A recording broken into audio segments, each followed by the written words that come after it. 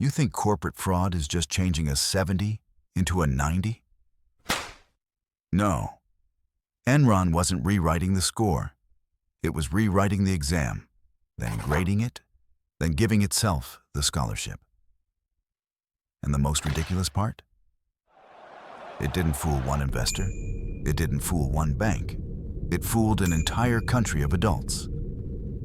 Your parents' retirement, your neighbor's pension, your friend's first paycheck savings. All of it became fuel for a paper castle labeled Most Innovative Company. Today, I'm going to explain Enron like you're 5. And here's the scariest truth. Enron didn't become a giant by making money. It became a giant by making people believe it was making money. It wasn't selling energy. It was selling a story so convincing people felt stupid for questioning it. America in the 1990s had a certain smell in the air. The future is going to be more expensive. The internet was exploding. Capital was partying. Regulation was loosening. Everyone was chasing one word: innovation. Down in Houston, there was an energy company called Enron. On paper, it sold natural gas and electricity. But it quickly realized something. Selling energy the normal way is slow. The fast path is turning energy into a financial game. Not selling electricity. Selling bets on where electricity prices will go. Not selling gas. Selling promises about how much gas you'll need in the future. Like, you're not selling candy. You're selling the promise that candy will be worth more tomorrow. The prettier the promise, the faster the money shows up. And Enron's real talent was turning promises into truth. Here's the version most people remember. Enron was the tech company of the energy world. It made markets more efficient. It was smart, modern, and it grew like the internet. Wall Street loved it because the profits looked amazing. The media loved it because the story sounded futuristic. Employees loved it because the stock kept climbing. Their 401ks looked like cheat codes. But let me plant one uncomfortable clue right now. When a company's profits look perfectly stable, like a flat heartbeat line, it's usually not healthy. It's dead. Real life isn't that perfect. Only 2 things are perfect: lies and rules you haven't understood yet. So let me ask you a rude question. If Enron was truly that good at making money, why did it need financial statements no one could understand? Companies that actually make money usually have simple reports. Money comes in here, money goes out there. It's basically a recipe. Enron's reports were magic tricks. The more confusing they were, the more people applauded. The less people understood, the more they assumed, this must be genius. And here's where scams love to hide. Not in basements, in professional vocabulary. Because when you don't understand something, you replace skepticism with worship. Enron's first weapon was something called mark-to-market accounting. Sounds like finance class. But here's the 5-year-old translation. I'm going to count tomorrow's money as if I earned it today. Enron signs a 20-year contract, estimates what it might earn over 20 years, and then, bam, records a huge chunk of that as profit right now. The problem is, estimates are basically wishes. If you're shameless enough, you can estimate anything you want. And your financial statements start reading like a fairy tale. Now you might think, okay, but won't they get exposed eventually? Yes. So Enron had a second weapon.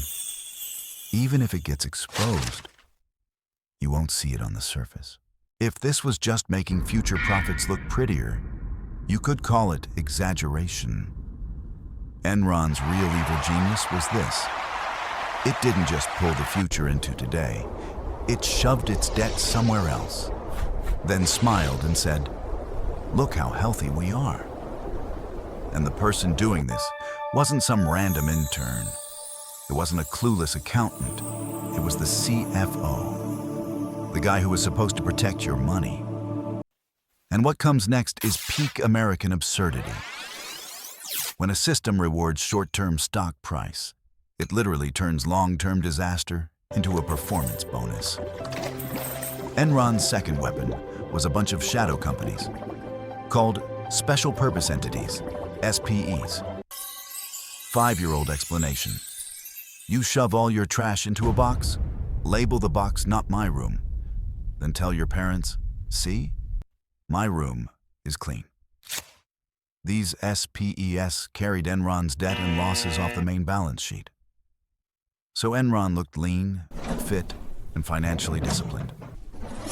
Here's the disgusting part. Some of those shadow entities were controlled by the CFO himself, and he personally profited from them. So the referee didn't just play in the match. He also opened a betting booth outside the stadium. When the lies started leaking, the collapse spread like dominoes. Stock plunges, credit rating cuts, banks pull credit, counterparties run, and the employees got crushed. Many had their 401ks loaded with Enron stock. They tied their retirement to a single matchstick.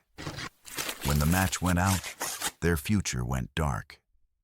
That's the truth about fraud. The dirtiest part isn't someone got greedy. It's that ordinary people get designed into having to believe. The peak of the disaster played out like a dark comedy. You expect the classic ending. A whistleblower, regulators, justice. Reality is closer to the Big Short. When the ship starts sinking, a lot of people don't try to save anyone. They try to delete the evidence. Enron's auditor was accused of shredding key documents. Picture this. A company fools the entire country, and the gatekeeper is in the back room feeding proof into a shredder. Paper falls like snow. Wall Street is so romantic, right? Here's the second truth you need to remember. Big fraud is almost never a one-person job. It's a team project. Everyone gets a little reward, so everyone agrees to not notice. You might be thinking, okay, that was 2001. Dark story. But what does it have to do with me? Here's the problem. Enron didn't just collapse. It left behind a reusable success template.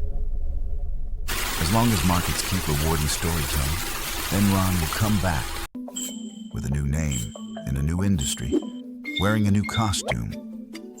A lot of today's hot buzzwords sound new, but the script is old. Pull the future into the present, hide the risk, use complexity as a moat, treat questions like ignorance, then call it innovation. This isn't finance, it's psychology. It's fear marketing, the fear that you're missing the future. After Enron, America tightened rules and disclosures, trying to patch the holes. But the deeper damage wasn't in the law.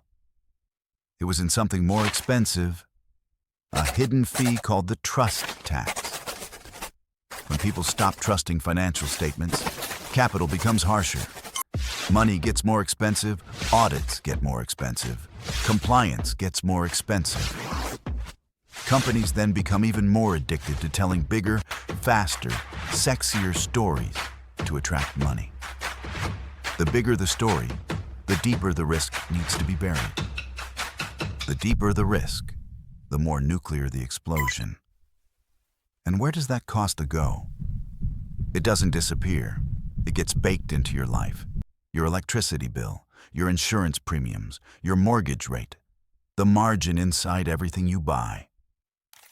So no, Enron didn't just hurt shareholders. It weakened the foundation of trust. And when trust breaks, the repair bill always gets passed to ordinary people. To you. Let me leave you with one brutal line that's actually useful. When a company's profits come from narrative instead of cash flow, assume you're the one paying for the story. Enron fooled America not because America was stupid, but because the system rewarded the same behavior. Don't ask where the money comes from, as long as the stock keeps going up. And when everyone gets rewarded for not exposing it, the truth gets rewarded for not appearing. Next episode, we'll look at a more modern, more familiar version. How a painfully normal business got packaged as a world-changing belief, valued like a miracle, then left ordinary people holding the invoice.